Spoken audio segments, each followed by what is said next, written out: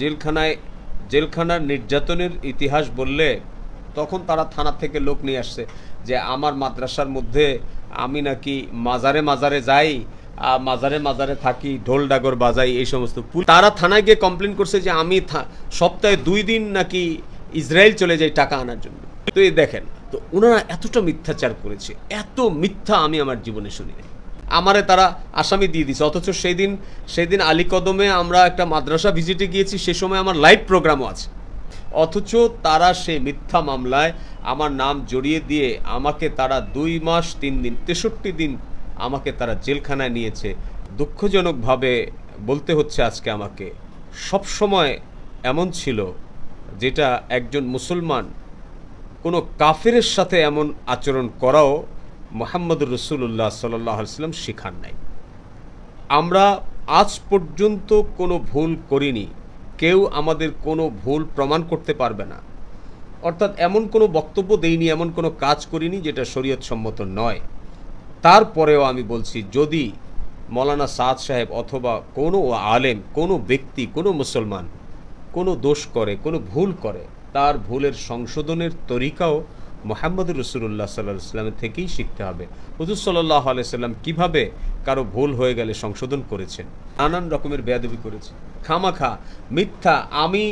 আমি ঢাকা শহরের একটা বড় মসজিদে জুমার নামাজ পড়াই, তারা আমাকে বলেছে, তারা থানাতে গিয়ে কমপ্লেন করেছে আমার মাদ্রাসায় হিফজখানার ছাত্ররা পড়াশোনা করতেছে, তখন তারা থানা থেকে লোক নিয়ে আসছে যে আমার মাদ্রাসার মধ্যে আমি নাকি মাজারে মাজারে যাই, মাজারে মাজারে থাকি, ঢোল ডাগর বাজাই, এই সমস্ত। পুলিশ আইসা এটা দেখে, পুলিশকে সবুজবাগ থানা পুলিশ বলছে যে এই ধরনের মিথ্যাবাদী হুজুরদের কেউই আমরা মারা গেলে জানাজা পড়াবে।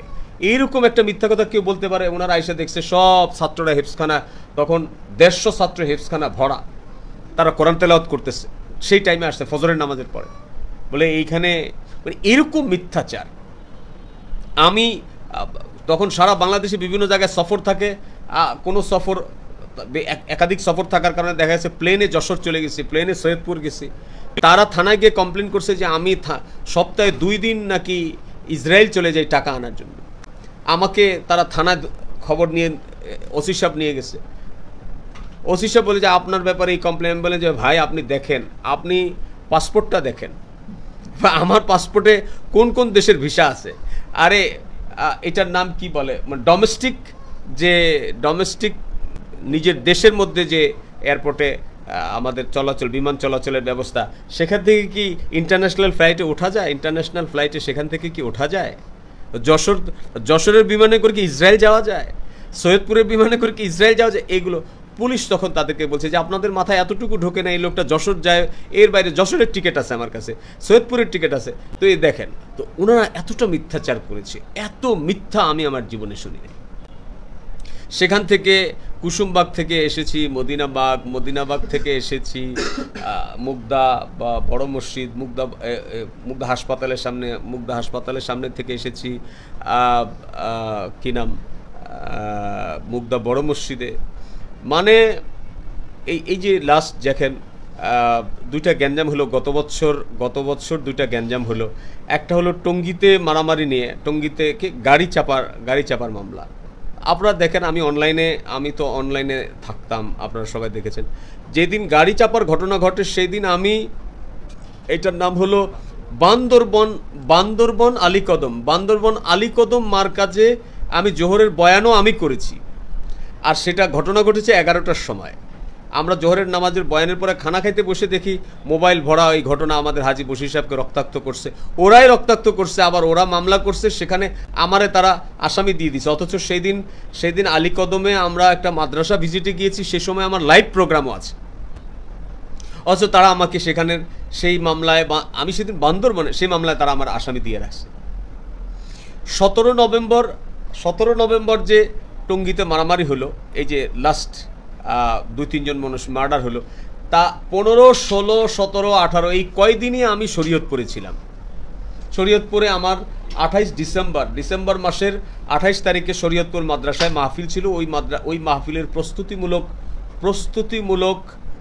অনুষ্ঠানের জন্য আমাদের এলাকার সমস্ত লোকদেরকে ডেকে সেদিন আমরা সেখানে ড্যাক ভর্তি খিচুড়ি পাকাইছি, সেখানে লোকদেরকে খানাদানা খাওয়াইছি, সেখানে পুরা গ্রামবাসী, বাজার কমিটির লোক, শরীয়তপুর শহরের লোক সবাই ছিল, এমনকি আমার ঢাকা শহরেরও বেশ মুসল্লি এবং মাদ্রাসার ছাত্র শিক্ষকরাও সেখানে ছিল।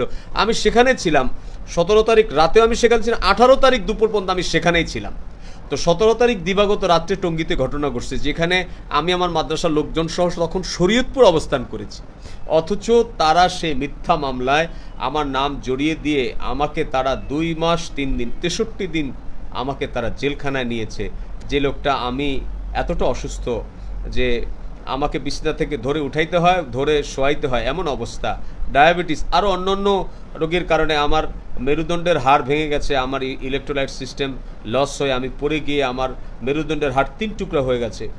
প্রায় 6 মাসের মতো আমি বেড রেস্টে ছিলাম। এমন অবস্থায় তারা মিথ্যাচার করে তারা আমাকে জেলখানায় নিয়েছে। জেলখানার নির্যাতনের ইতিহাস বললে আমি ভাষা হারায় ফেলছি। আমার কাছে এটা একটা জাহান্নামের অভিজ্ঞতা। হ্যাঁ, যেখানে আমার জীবনে ছোটবেলা থেকে আজ পর্যন্ত আমি আমার এই হাত দিয়ে কাউকে একটা থাপ্পড় দেই নাই, কারোর সাথে আমার কোনোদিন ছোটবেলা থেকেই কোনোদিন আমার কারোর সাথে ঝগড়া মারামারি নাই, অথচ তারা জেলখানায় আমাদেরকে খুনের মামলার আসামি করেছে। এই মিথ্যার কি জবাব দিবে যারা নিজেদেরকে আলেম দাবি করছে?